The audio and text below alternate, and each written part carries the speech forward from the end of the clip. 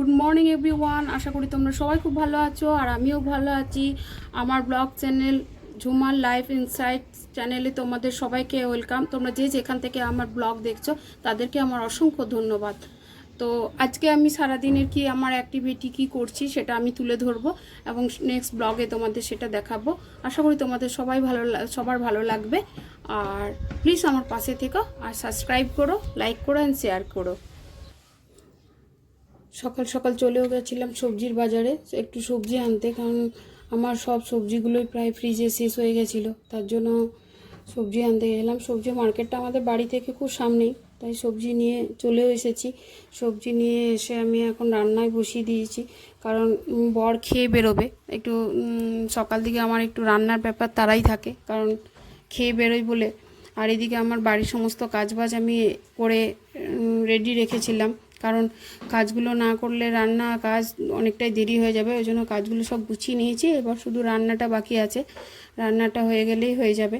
এই যে সবজিগুলো এসে ধুয়ে রেখেছি, জল শুকাতে দিয়েছি, শুকিয়ে গেলে আমি ফ্রিজে তুলে রেখে দেবো। আর এগুলো গতকালে মানে জামা প্যান্টগুলো এগুলো কেচেছিলাম গতকাল রাত্রে, তো সেগুলো সকালেই মেলে দিয়েছিলাম। আবার আজকে অনেকগুলো জামা প্যান্ট হয়ে গেছে কেচেছি, সেগুলো এখন মেলে নেবো।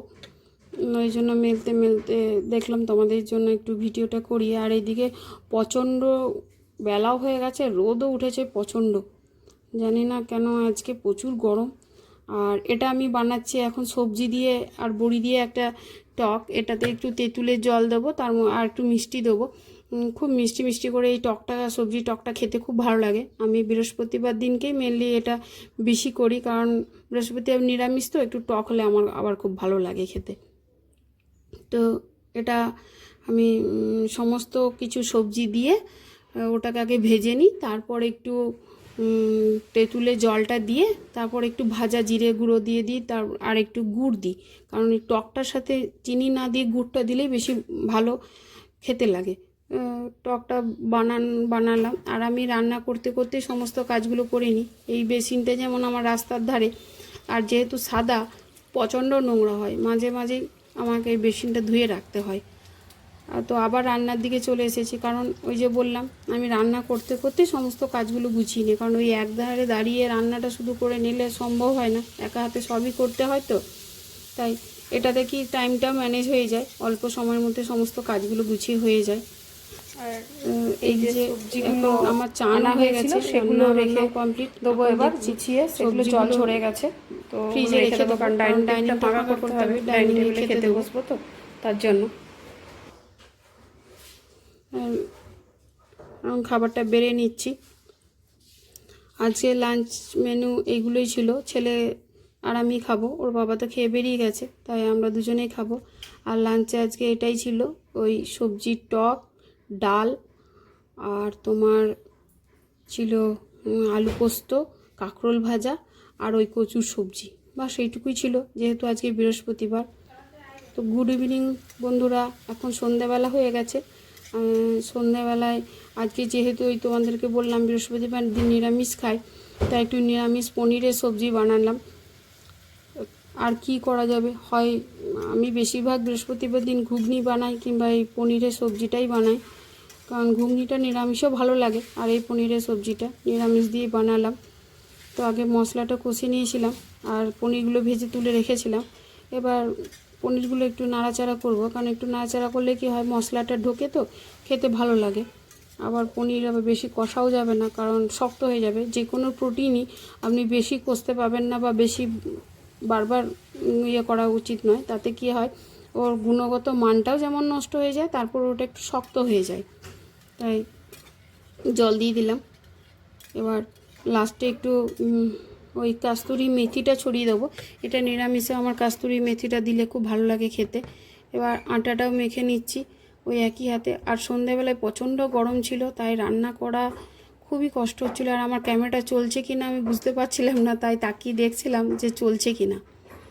তো এরপর আটাটা মাখছি। এটা একটা বিরাট কঠিন কাজ, এই আটা মাখাটা খুব বিরক্তিকর কাজ লাগে আমার কাছে। তো এখন প্রচুর গরম, আর ওইখানে ছেলে পড়ছে ওই রুমটায়, মাঝে মাঝে ওর কাছেও যেতে হয় একবার করে দেখতে কি করছে কি করছে না। আর এদিকে আটাটাও মাখছি, খুব গরম পড়েছে, মানে রান্নাঘরে দাঁড়িয়ে রান্না করাটা সত্যি এই গরমের মধ্যে খুব টাফ হয়ে যায়, কিন্তু আমাদের তো আর কোনো উপায় নেই, আমাদেরকে করতেই হবে, বাড়ির কাজ আমাদেরকে তো করতেই হবে, নিজের কর্তব্যের প্রতি আমাদের তো ত্রুটি রাখলে চলবে না, আমাদের বাড়ির জন্য ফ্যামিলির জন্য করাটাই আমাদের এটা বিষয়, মানে কাজ, এটা করে তারপরেই আমরা বাকি কাজগুলো সামলাতে পারি। তো এখন রুটিটা বেলে নেব। আর এই রুটি করার একটা প্রবলেম আমার আছে, যে আমি রুটিটা যেভাবে মাখতে বলে সেইভাবে মাখি, যে কোম্পানির আটা আনতে বলে আনি, রুটিটা করিও, রুটিটা ফোলেও, কিন্তু খাবার সময় রুটিটা আমার শক্ত হয়ে যায়। আমি জানি না কেন হয়, আমি অনেক বছর থেকে চেষ্টা করছি, যেদিন হয় বিয়ের প্রথমে পরই বিয়ের পর করেছিলাম, রুটি করাটা শিখেছিলাম, সরি। তো তার আগে আমি জানতাম না, কিন্তু তারপর থেকে আমি কিন্তু প্রচণ্ড চেষ্টা করে যাচ্ছি, তাও আমি পারিনি। ওই রুটি খুব সুন্দর করে মাখবো, বেলবো, যে আটাটা ইউজ করে সেটাই করব, কিন্তু আমার খাবার সময় রুটিটা একটু শক্ত হয়ে যায়, ওই নরমটা থাকে না, সবার যেমন দেখেছি একদম নরম তুলতুলে থাকে, সেটা আমার থাকে না। আবার লুচি পরোটাটা থাকে, কিন্তু রুটিটা থাকে না, হয়তো আমারই কিছু খামতি আছে। তো আমার রুটি সেঁকতে গিয়ে, আসলে বন্ধুরা প্রথম তো ক্যামেরা হাতে করে রুটিগুলো সেঁকতে গিয়ে দু একটা রুটি পড়েও যাচ্ছিলো, তো সেইগুলো একটু ম্যানেজ করে নিলাম, কারণ আমি এখনও তো অতটা অভ্যস্ত হয়নি, আস্তে আস্তে করছি, আর এক হাতে ক্যামেরা আছে, সত্যি খুব টাফ হয়ে যাচ্ছিলো করাটা, তো তার মধ্যেই তুলে ধরার চেষ্টা করেছি। আর এইদিকে কটা বাসনও আছে বেসিনে, ওগুলো ধোবো, রুটিটা হয়ে গেলে ওগুলো ধুয়ে নেবো, একসাথে সব গুছিয়ে করে নেবো, তারপর একটু বসতে পারবো।